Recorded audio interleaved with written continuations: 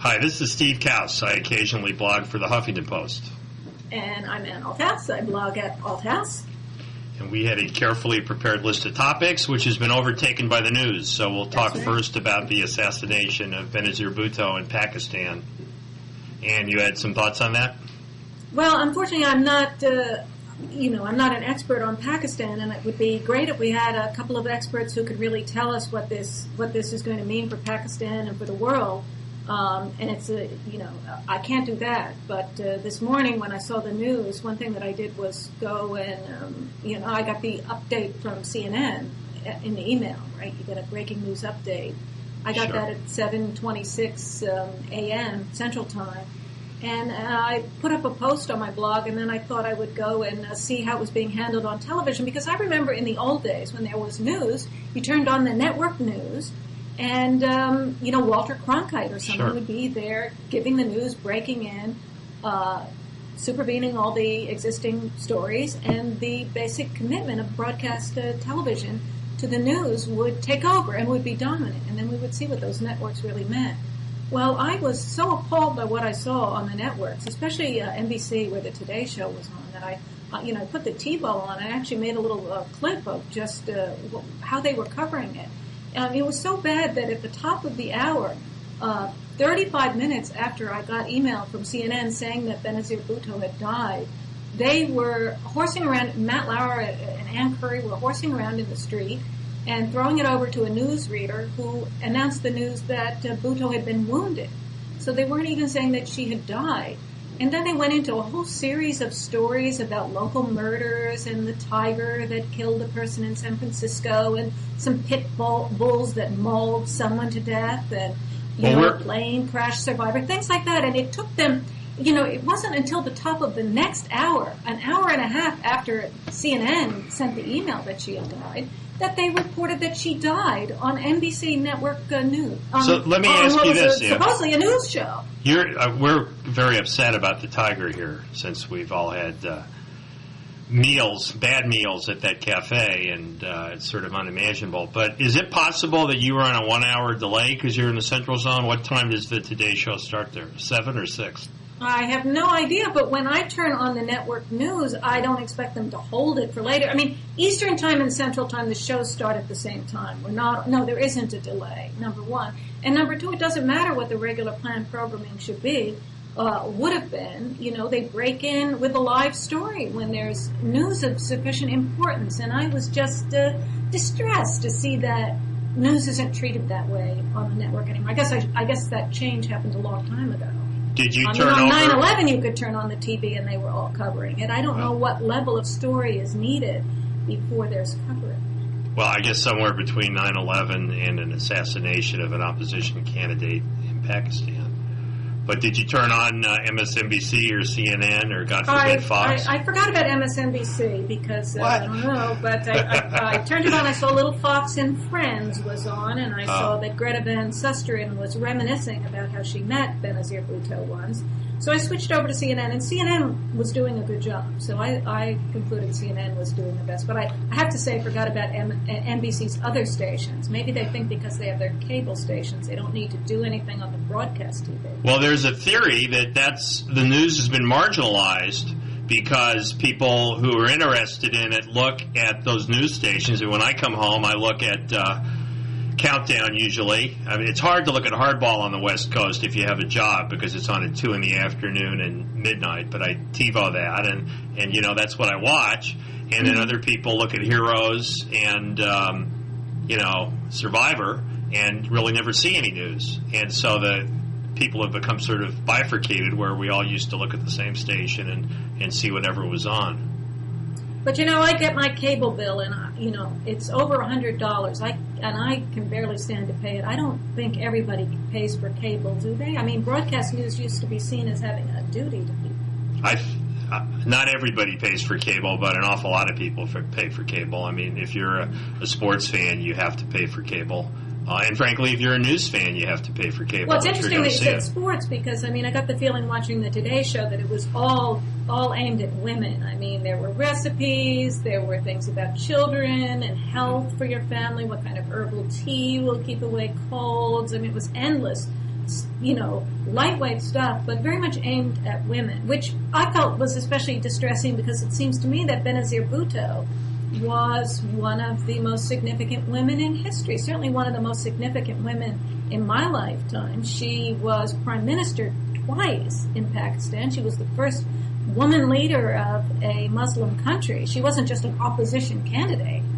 I think she was one of the most significant women in world history. So shouldn't women be interested in that rather than herb tea and recipes? I think probably we should have learned more about her while she was alive. I've learned more today, even though I have read articles about her and tried to pay attention and was interested what sort of an alternative she was. But I've mainly learned that she was corrupt. Thought to be corrupt or whatever, and today I learned a lot of more good things about her, that she's a friend of democracy, that she once had dinner with Arianna Huffington and Harry Shearer. Well, that's got to be a point in her favor. Don't you think? You're shilling for the Huffington Post. She had dinner with Mr. Burns. I think that's pretty good.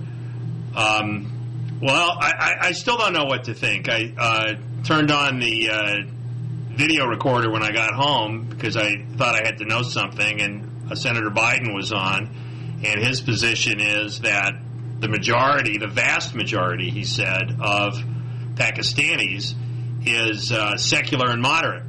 Then the next person took issue with that, but his point was we have to go on and have the elections and have some semblance of democracy if this is going to be a country that's going to fight terrorism. But I think others probably have different theories. So we don't know. I don't know much more. Killed her yet, right? The theory is that it was Al Qaeda related. That's the theory. Taliban, some sort of pro-terrorist group. So then there's this whole question, which I'm sure will migrate into, if it hasn't already, or I haven't looked at the evening news, but into the question of how the various presidential candidates in our country are going to use it to spin things in their direction. I was starting to hear that this was going to be used as a device to concentrate on terrorism again, revive terrorism as an issue in the presidential campaign. The snap judgment on hardball after they played a clip of Hillary Clinton talking about how she knew Benazir Bhutto and how they'd done various things together, and I guess she had a trip over there with Amy, and Bhutto's children were there, et cetera, et cetera. Was that Amy? Amy, wrong. Let's have Can we have Rosalind Carter as president? Why isn't she running? She could be the running mate. Maybe. But in any event, the thought was that this would help Clinton because she did make, 82, 84 foreign trips, and it does stack up pretty well against Obama growing up in Indonesia or whatever. So that this would be an advantage to her, that if it became serious, that she had a good, serious face. I remember that it was, remember when they gave Bush that quiz on did he know the names of the leaders of various countries? Yeah. And one was Musharraf that he didn't know, right? He kept saying general. And general somebody. looked very lost. So, and he's done a great job. So maybe they can get Obama to do that, and then he'd be ruined. I think, I wouldn't want to take a quiz on the leaders of all the countries in the world, I don't suppose. So, speaking of Hillary, we're done with Bhutto, I believe, because we've outstripped my knowledge. I don't know about you. Yeah, I mean, I would like. I hope there'll be a blogging head soon where Bob gets some great experts on Pakistani history and so forth, and we get to hear more about that. But so don't take it as disrespectful if we move on to, as we are already straining to do, to the subject of Hillary Clinton, which all roads lead back to, apparently. Well, speaking of the Today Show, when she was on there, I think it was last week, when she was on all 6 morning shows. I'm not sure I knew there were 6 morning shows, but she was on all 6 morning shows, trumpeting that she'd been endorsed by the Des Moines Register and sort of steadfastly was not going to talk about anything else. Other than some people, wish for change, but I work for change. Oh, David Gregory was interviewing her. Yes, right? yes, and he wanted to know about Bill Clinton on Charlie Rose saying that electing Obama would be a roll of the dice. Roll of the dice, yeah. Which I think he said. One One of the commentators on my blog today said that he never said that, and I have to confess I didn't see Charlie Rose. I have it on hearsay. But Hillary was not going to answer that question. Why didn't she correct him? She could have, if he was misquoting. He presented a certain a set of facts about how Barack Obama had been presented, and she just said, that's inaccurate. Right. But then she wouldn't say why it was inaccurate. No. She didn't want to talk about what David Gregory wanted to talk about. And she really didn't want to talk to anybody until she decided to go on this show. She was on Meet the Press, where I don't think she was interrogated very vigorously. But, it was just sort of this, you could see the spinning. There are good spinners and there are bad spinners. When people were standing up for Clinton, I thought Begala was always a good spinner, and you sort of couldn't see what he was doing, and he'd be somewhat convincing. And Rahm Emanuel, to me, was always somebody who was just sort of obviously sticking to his talking points and sort of unable to be flexible or come off them. Right. I think Hillary's a bad spinner. I mean, she herself seems very mechanical. Yeah, I think Bill Clinton on that interview would have handled it much better. But what I've been thinking about lately, and you mentioned it in a blogging head a while ago, and Maureen Dowd mentioned it, and it's sort of increasingly coming into the news, not the 22nd Amendment, which prohibits anyone from being elected for a third term. It's more complicated than that, but that's basically it. And obviously Hillary Clinton's never been president, and it's not a violation of the 22nd Amendment. But the reason the 22nd Amendment was passed was because people felt that at some point enough is enough, that even if you thought Roosevelt was a good president, he served for 8 years, and that ought to be sufficient. And people felt that there had been a long-term tradition dating back to George Washington, that everybody understood that there was an understanding, without there being anything in the Constitution, there was an understanding that it was wrong, that it was tending toward being dictatorial for someone to go beyond 2 terms, and the George Washington tradition was adhered to up through Roosevelt. And it was a big item of, I found a law review article that I read, so now I'm an expert. I looked at the law review article. I should give credit. Peabody and Gant in the Minnesota Law Review from February 1999. But this was a big topic at the Constitutional Convention because the last thing they wanted was a king. They had tried the Articles of Confederation that was, so decentralized that it didn't work.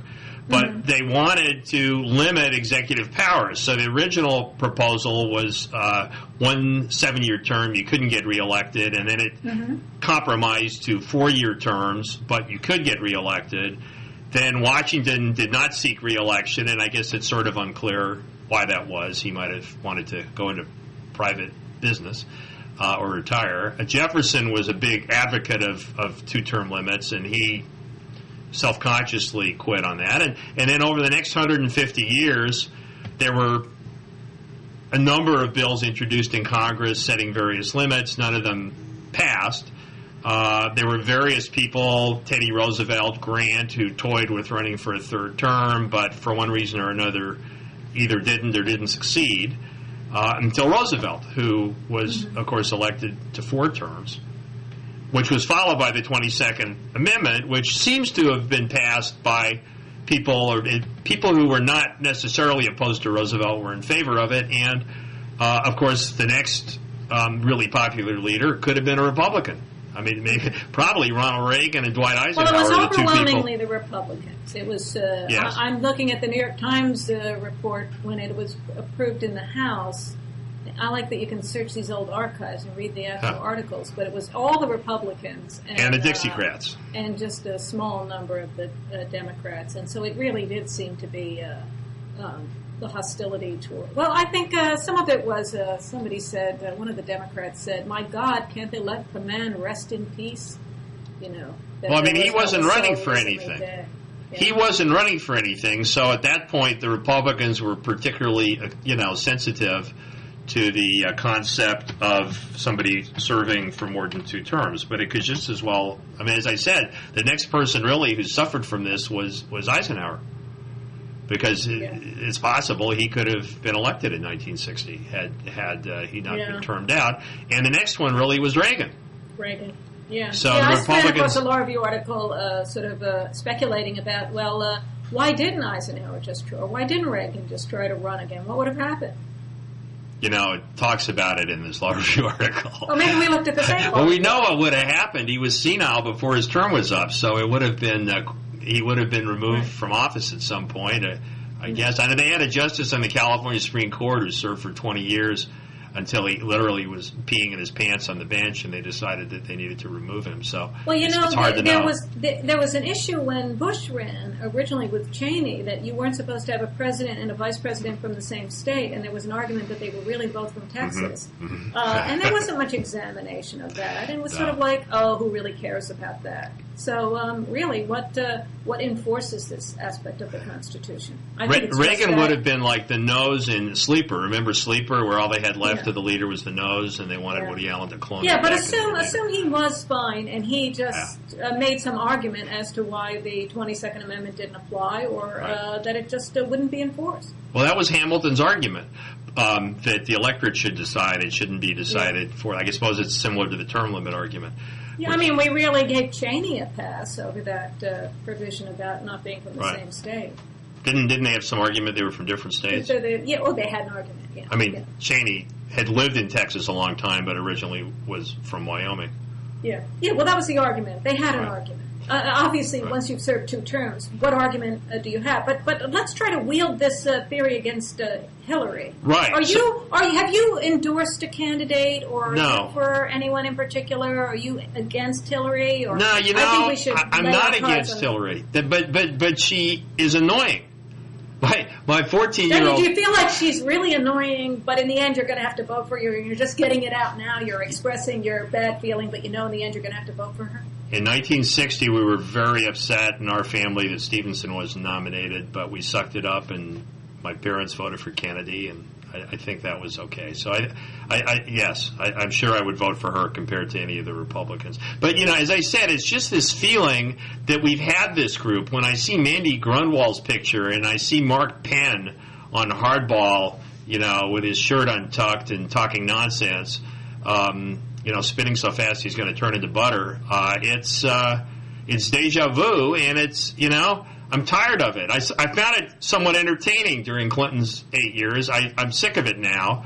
And I wish she had a new team. I'm not saying she should have left Bill, but I wish she were running on her own as an independent person and not as an extension of Bill Clinton. I think Bill Clinton was a good president. I think he was derailed by the Republicans and Kenneth Starr very unfairly.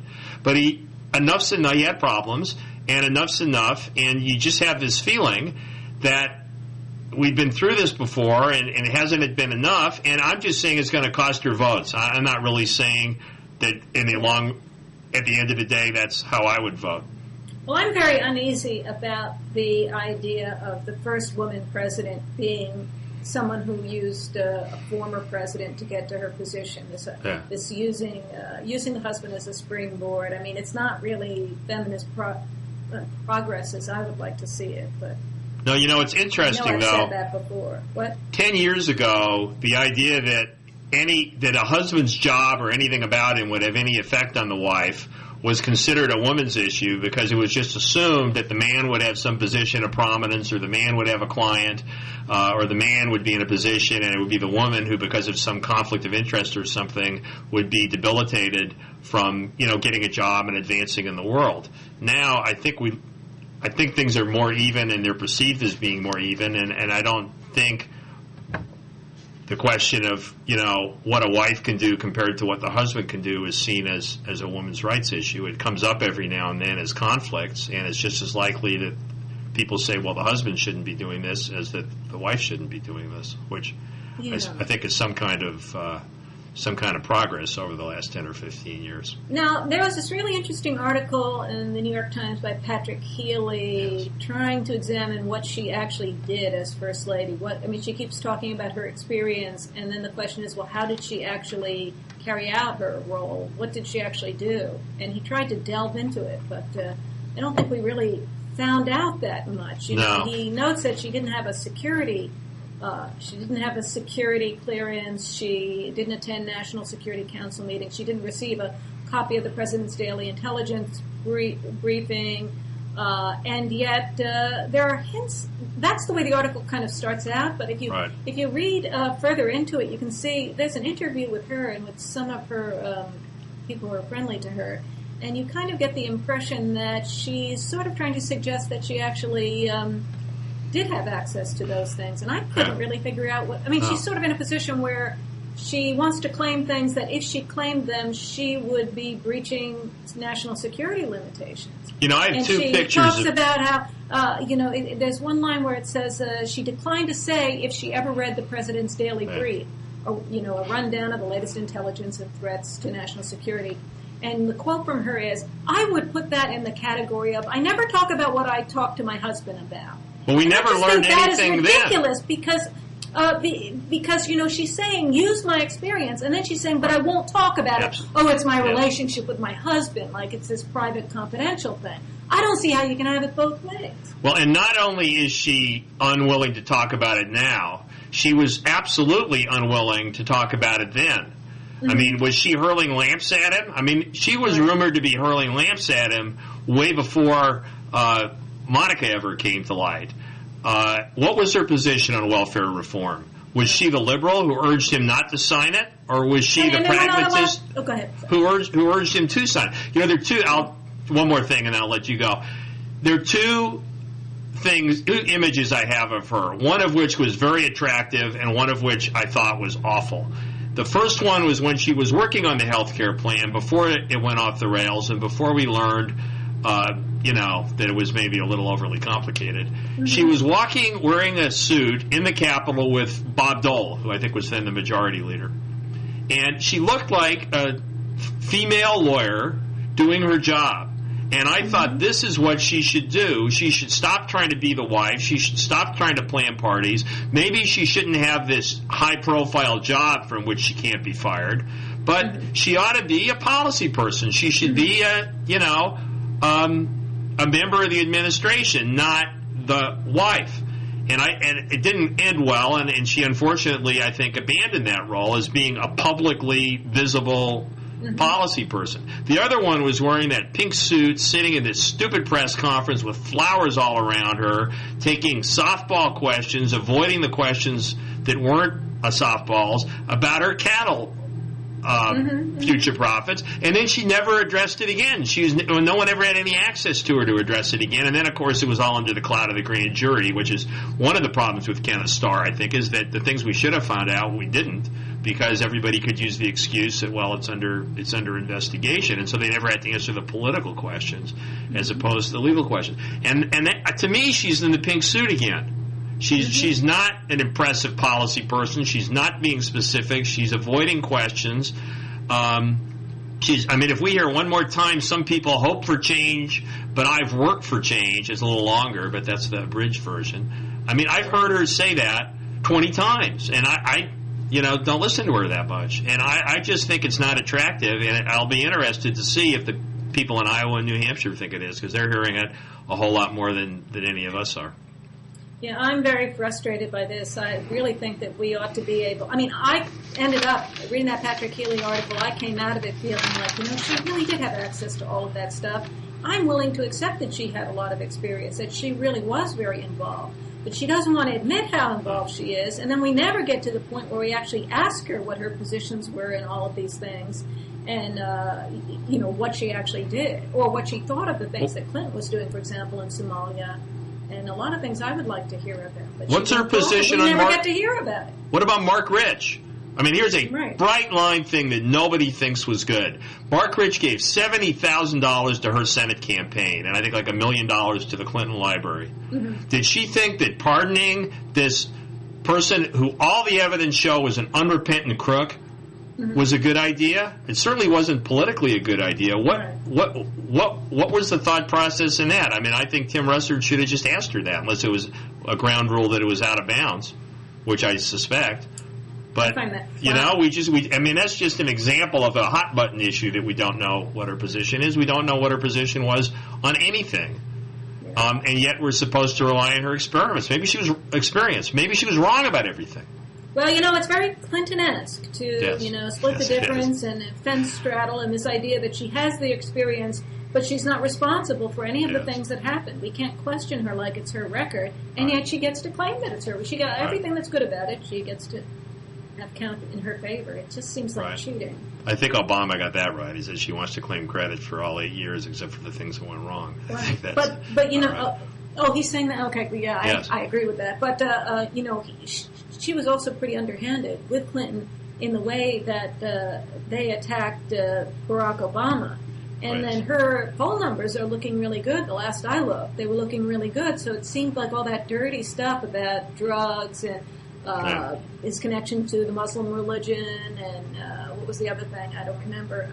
That he wanted kindergarten. In kindergarten, he said he wanted to be president. Those things. It's sort of like, it just seemed like a lot of junk, really. And that was the thing that Mark Penn was talking about that you were referring to, the stuff about drugs. Oh, I'm not going to talk about cocaine. No. But it seems like then it looks like it worked. Well, there's just one poll. I'm not sure. I'm not an expert on polls, but I think there was just one poll that seemed almost like an outlier. It was gave her a double-digit lead. That seems unlikely. Should we move on to baseball? Let's talk about baseball. Enough of that. Well, we both were pretty cruel to Hillary there, so I don't know. Well, but we have to pick someone. For her, against her. I haven't. I don't have a candidate in this. So. I agree. I tend toward Obama, but I do think when something like this happens today, you realize that there's a lot to learn. But Kennedy learned it. People can learn it, and I think we need a leader and fresh air. I'm thinking. And, you know, it's just a conflict with that 22nd Amendment idea. If the experience was really the thing that we cared about, then why do we have term limits? Why don't we keep? Why are we disqualifying? And if we're getting her back because we really like him, why do we have this idea of term limits? We're disqualifying the person we actually think is most qualified. That's right. It's worse because we've had 2 Bushes also. I mean, it's really heightened by all that. You know, I was just going to say one thing. I live in California, and we haven't had a primary season since 1968 when Kennedy won the primary here after McCarthy won in Oregon. And we're hoping that we're now moved ours up from June to February. Maybe I'll get to actually vote in a primary that makes a difference, which I've never done in my life. So I was too young to vote in 60. Maybe I voted in 68. I did vote in 68. And then you have to figure out someone to vote for. You can't just sit on the sidelines and, you know. I might have voted for Eldridge Cleaver in 68. I don't remember. You know, I voted too. I scared my parents by pushing Eldridge Cleaver. I can still remember the dinner when I upset.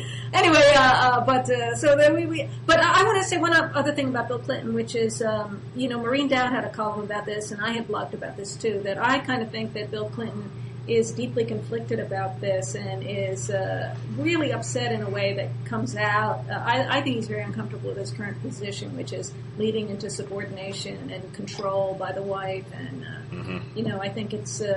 I think that some of the things that he's been doing might amount to. Maureen Dowd called it unconscious sabotage, but why I unconscious? I couldn't believe that he was consciously sabotaging. Maybe they have a deal, and maybe he is doing it's hard to say. Subconsciously, I'll give you subconsciously, doing things so that he doesn't have to spend the next 8 years, you know, living up to his part of the bargain. He wants to hang out with Ron Burkle and cruise parties and stuff like that. Well, maybe they'll get divorced. We've never had a White House divorce. Is that true? So baseball. We must talk about baseball. Well, baseball, you're not that interested in baseball, but this is really a legal issue because it's a travesty. But I'm interested in pop culture, and I think this is a big pop culture topic, or American culture tradition, and so on. So all right, well, I'm happy to talk about baseball. I mean, I think there's just an incredible amount of demagoguery on the subject of drugs in baseball. There have always been drugs in baseball, and there were different drugs in baseball in the late 70s and the 80s, 90s. What drug? What were they taking? Well, I guess they were taking, long ago they were taking amphetamines, which gave them energy. They're called greenies. They were only banned from baseball earlier this year. And when the steroids came in, obviously Jose Canseco used steroids. He admitted it. It appears Mark McGwire did. It appears Barry Bonds did. He's going to be prosecuted for perjury, but essentially for using steroids, because that's what the perjury is about. Roger Clemens' name has come up now. But there's no reason to think this is any kind of like they've got almost all the people, or that anybody didn't use steroids. Apparently the pitchers were using steroids, the hitters were using steroids. The Mitchell report was really designed to do the exact opposite of discovering about drug use in baseball, because it was foisted by the owners, who have a captive commissioner. Fay Vincent wrote a book called The Last Commissioner. He was the previous commissioner. Now they have this used car salesman from Milwaukee who essentially owns a team.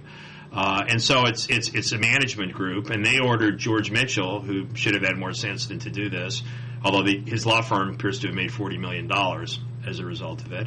And he he has followed along after the police to interview a Yankees trainer who was being prosecuted in order to cooperate with him, a Mets bat boy who was being prosecuted. He's read Game of Shadows, so he knows, for which the two authors were threatened with jail by the Mr. Gonzalez as Attorney General and his people. So he knows about the Balco scandal out here, and I guess he knows about a place in Florida that was like a rejuvenation center that also handed out drugs. But he doesn't know about what went on in Houston, where the people are very suspect. He doesn't know about St. Louis. He just happens to have fallen in to these 4 investigations that were being conducted by other people. He didn't discover anything on his own. The players refused to talk to him because they saw it as a management investigation. Plus, the real law is still looking into this, and some of this was illegal. And so why would they talk to George Mitchell when all he was going to do is put their name in this report on the basis of hearsay? Why did they proceed by interviewing people and getting testimony as opposed to just starting testing people? Why didn't they just test for the drugs? Well, why didn't they just test for the drugs? This brings up the greatest case of hypocrisy of all. They didn't test for the drugs because the union was adamantly opposed to it, and I think it was 94 when the World Series was canceled. And one of the major people who was standing up for players' rights, and I don't know his position on this thing, but I feel 99.5% certain that he was against testing, was Curt Schilling, who now is telling Roger Clemens he should turn in his Cy Young Awards and testified in Congress what a plague this was on the game. If he thought it was a plague on the game, he should have been in favor of testing, and we would have found out about it. But they had little or no testing. Human growth hormone, which is the thing that they're talking about for a lot of these players, was not even banned from baseball till a couple of years ago. And it's illegal in the most technical sense. It's a prescription drug. These people had, quote, no or questionable prescriptions. And it's an off-label use. But we all know that they're off-label uses of drugs, and doctors prescribe them all the time. So it's a drug they could have gotten from a doctor if they just would have gone to a doctor instead of the bat boy. And many of these people had specific injuries. There's a player here named F.P. Santangelo who's on the radio. He's a marginal player. He hurt his patella. His quadriceps was atrophied. He went to 3 different places to get exercise regimes. He couldn't get it back. He took human growth hormone for 2 weeks, he says, and he's back in Major League Baseball. So, I mean, who can fault that? So the whole thing is just, they're basically trying to pretend that they're finding people. It'll be interesting to see what they do about the people who they've sort of randomly turned up here.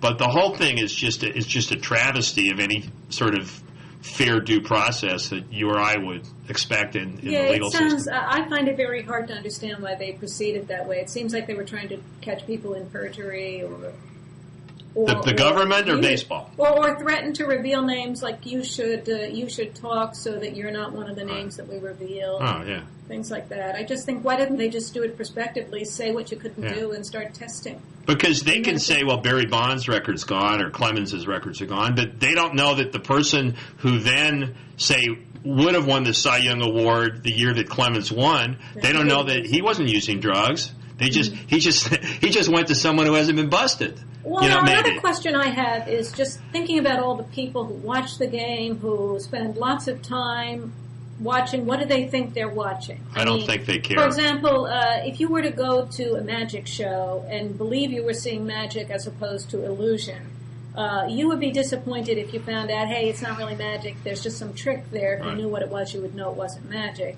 But when you go to a magic show, you know that it is a trick. You don't think it's real magic. You just don't know how it's done. Things like that. Or,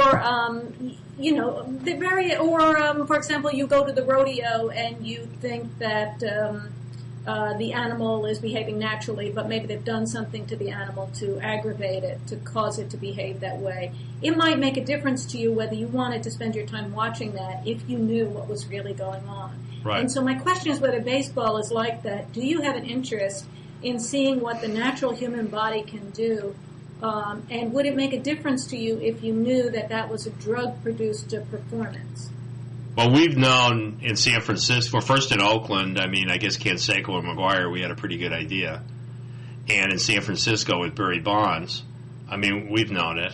If we so you knew, thought but about once it. If you know, does it change the game? Do you feel like I don't want my kids watching that, or I don't want to watch that if that's what I'm seeing? For example, if there were like a robot, if they made a humanistic-looking android that could play baseball really great, it wouldn't be the same game. No, you'd want to know that that's what you were seeing, and it wouldn't seem fair that robot was playing against natural human beings, right? Well, So I think it's a bit of a sideshow. game. It hasn't descended to professional wrestling yet or anything like that. But I think with Barry Bonds, we were seeing the limits of what a human being on steroids could do, and I think we all knew that. But does anyone want to see that? Is anyone Yeah. interested in seeing what the body can do if it's pumped up with these crazy drugs? Apparently.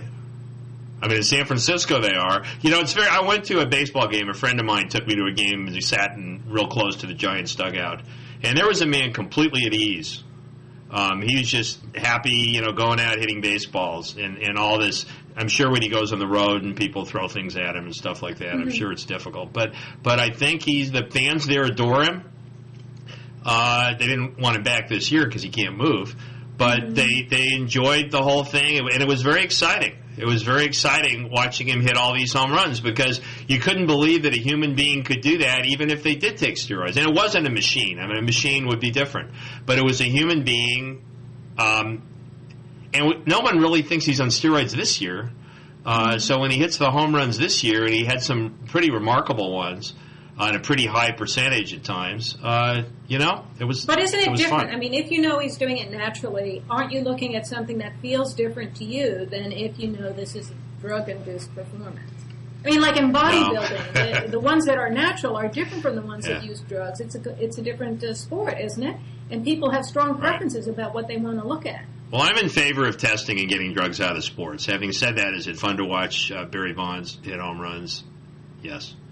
Wasn't baseball better when it wasn't so much based on home runs? Isn't the classic game less home run based?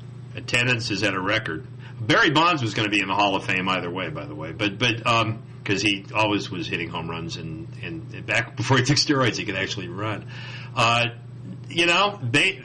McGuire-Sosa, what we believe is a steroid-fueled home run duel a number of years ago, absolutely brought baseball back into the national spotlight. So you can't say fans don't want to watch it because the fact is fans do. So the classic game, the slow game that you have to understand and view the whole picture of it.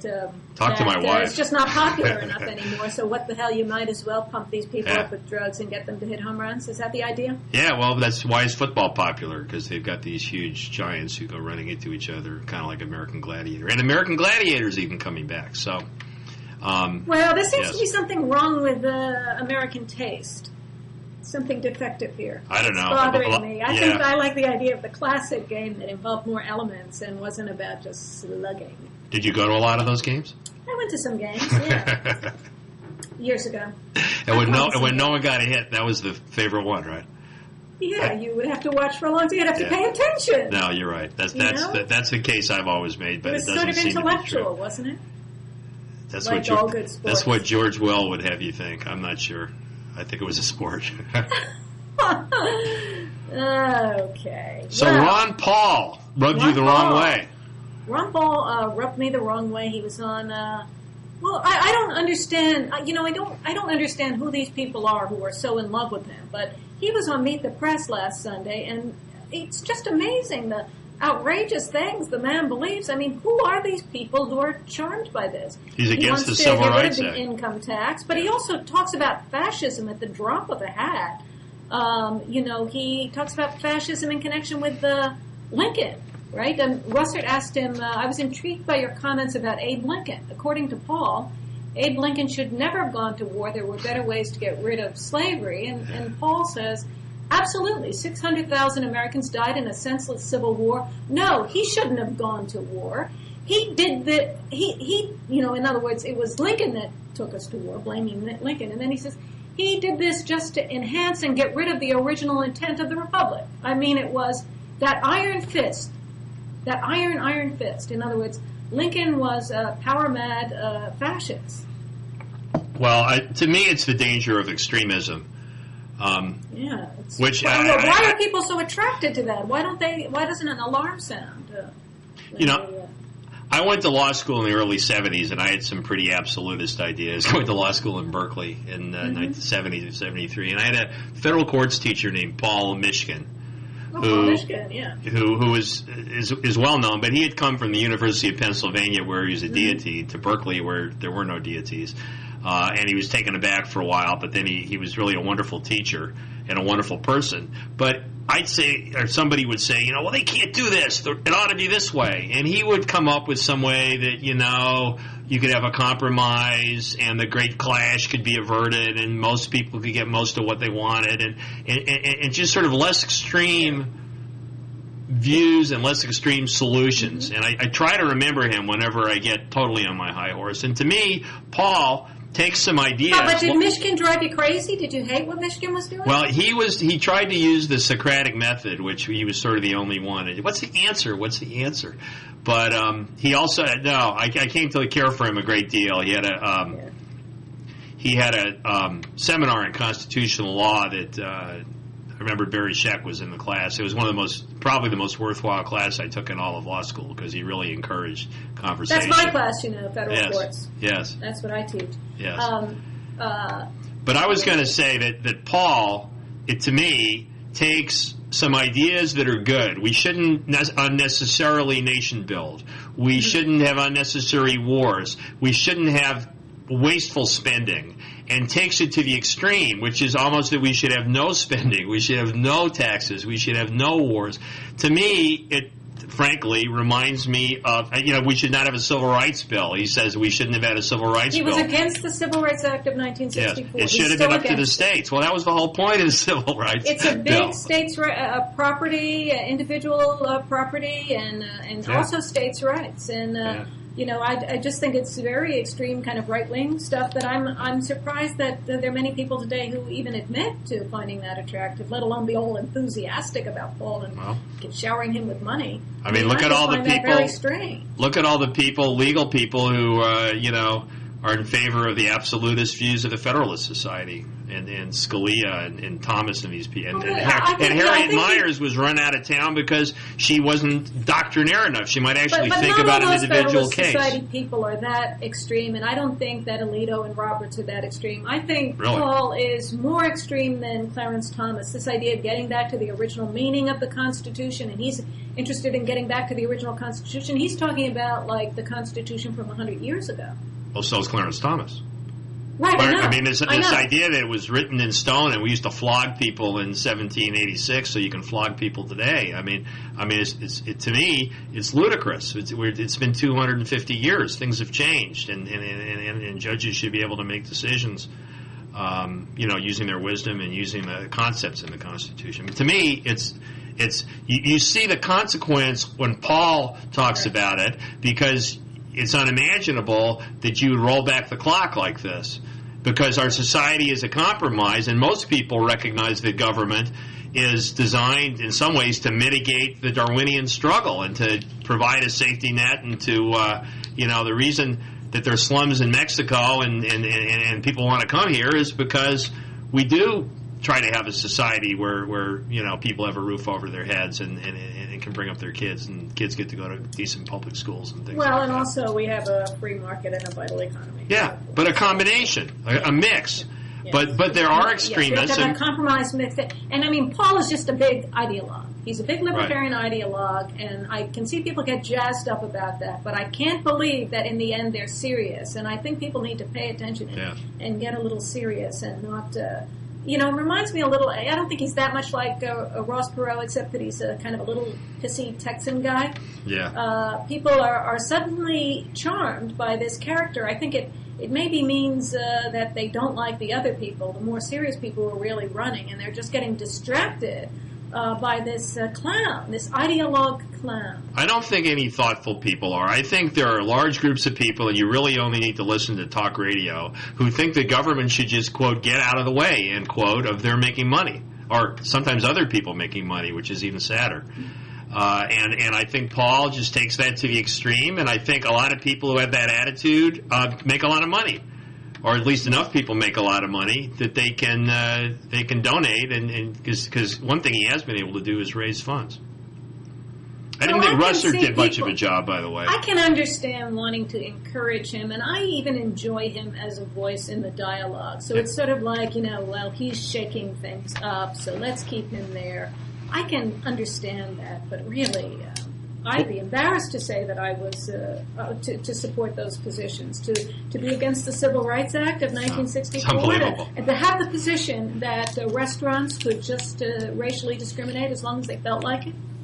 Well, even the Federalists have found a way that Brown versus Board of Education was justified under original intent. So you have to be a little bit flexible. He was right about the most famous thing Paul has said. I think he was substantially right about, which is that they didn't come over here to get us in 9/11 because we're rich and free. They did it because we're over there.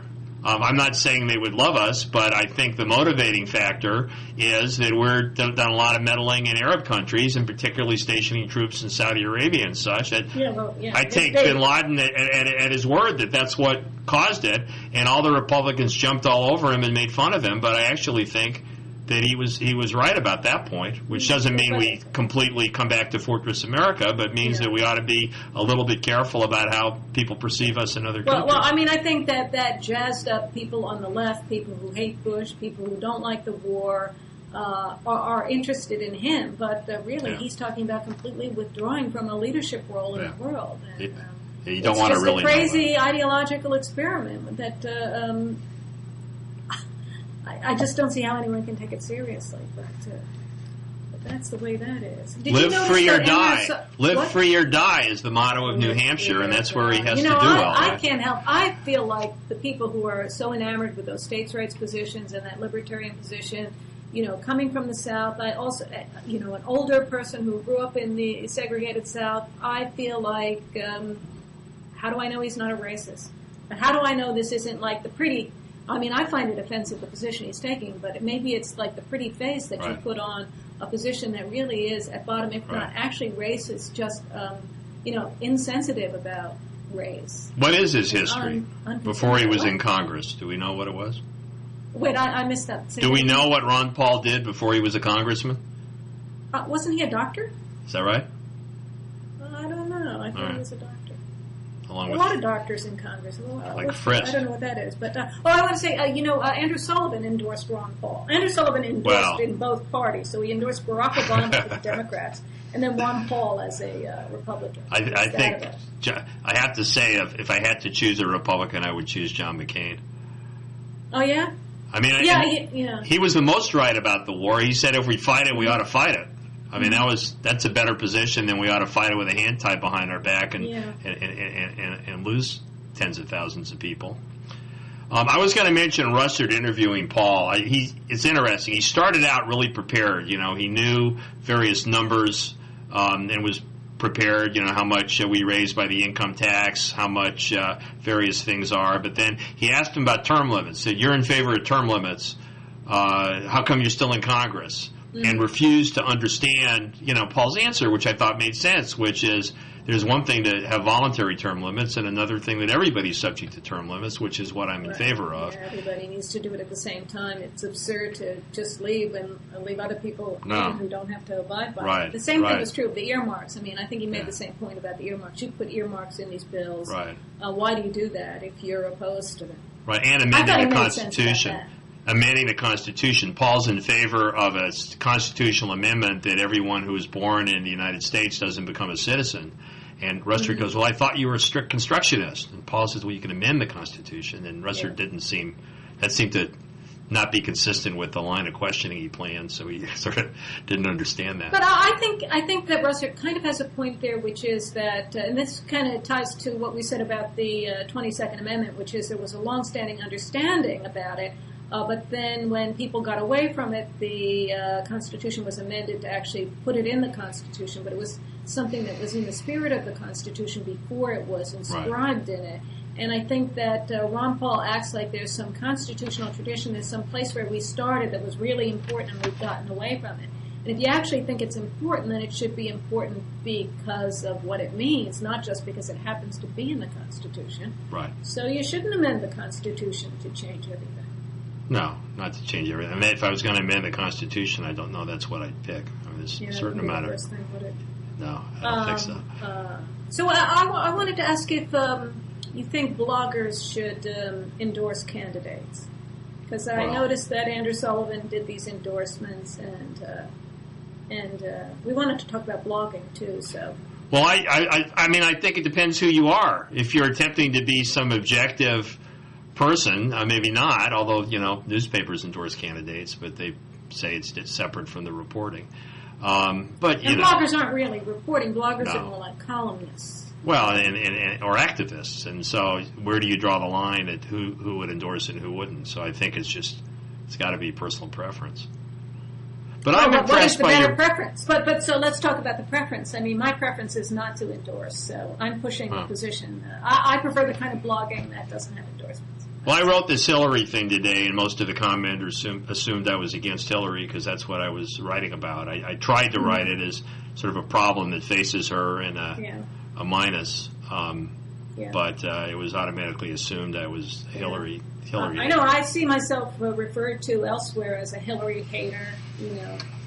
I've been called a Hillary hater, and it's sort of like, no, I'm just I'm observing what I observe on any given day, and I talk about whatever appeals to me. I'm not out to destroy any particular candidate.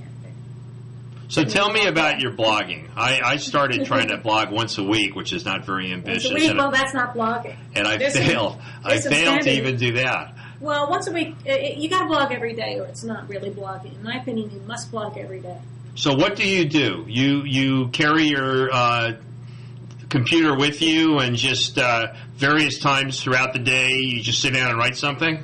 I mostly blog when I first get up, so I blog early in the morning.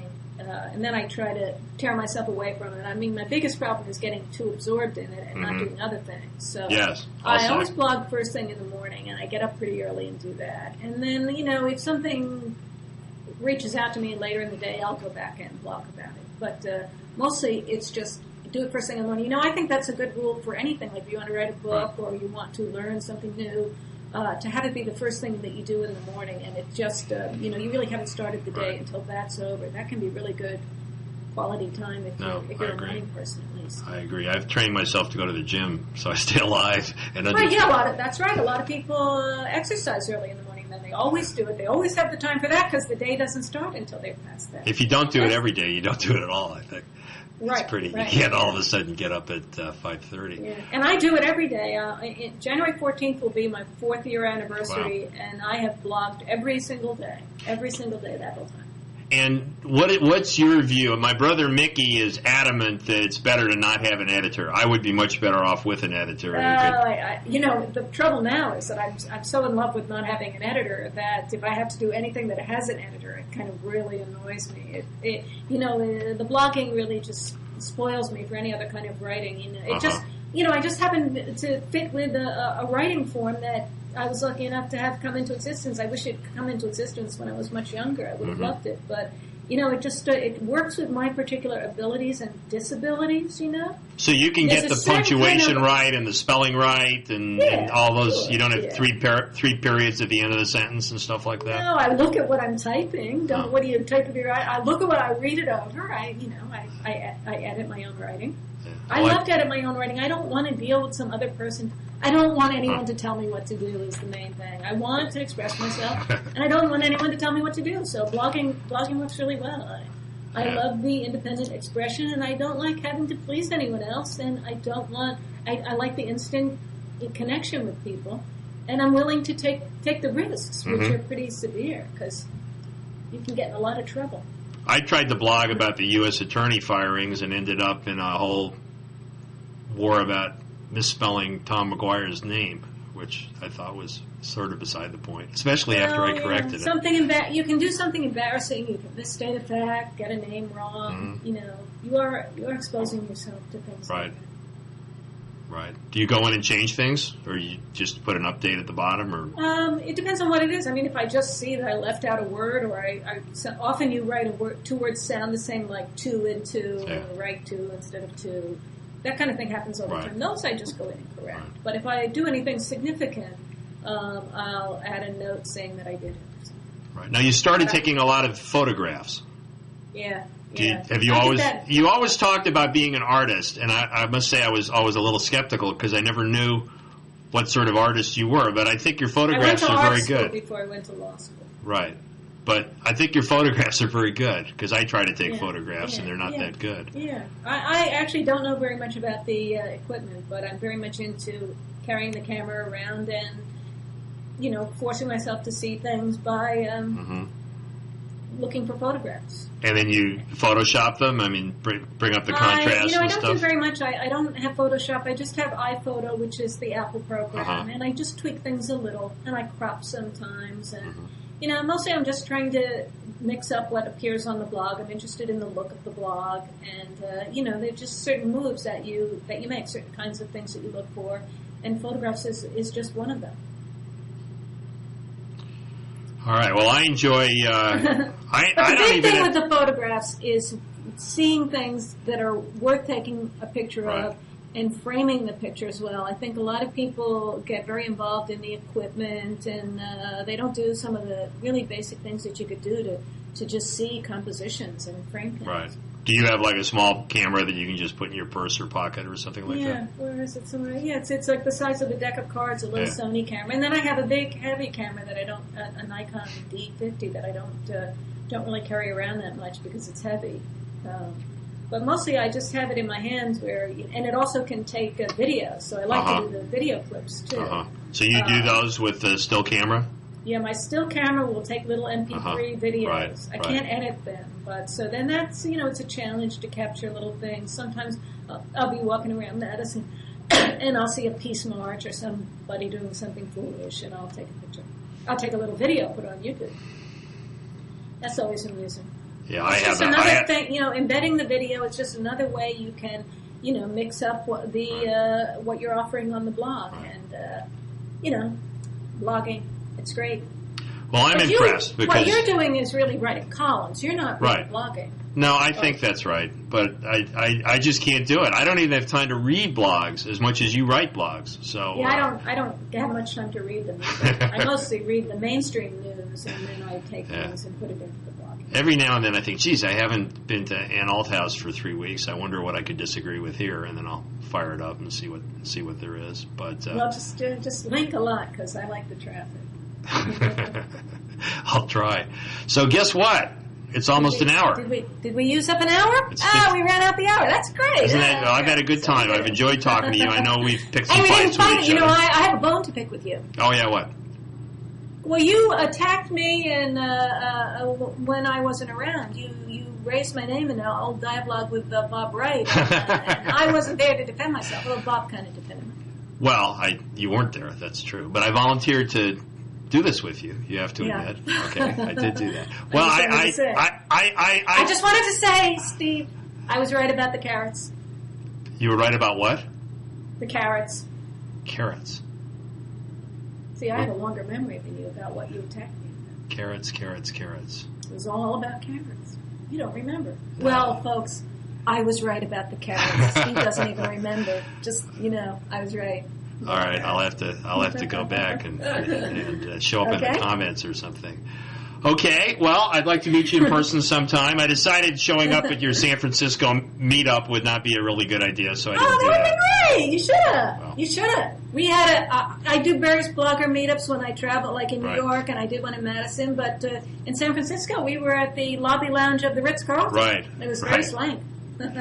Well, I had a date with my wife instead. Oh, no? Well, you could have brought her. I could have. She wouldn't quite have known what to expect, I think. But anyway, we've been on our good behavior today. It's nice, yeah. And so I guess we should sign off and meet again. Okay, cool. Okay. Thanks, Ann. Well, should we say goodbye?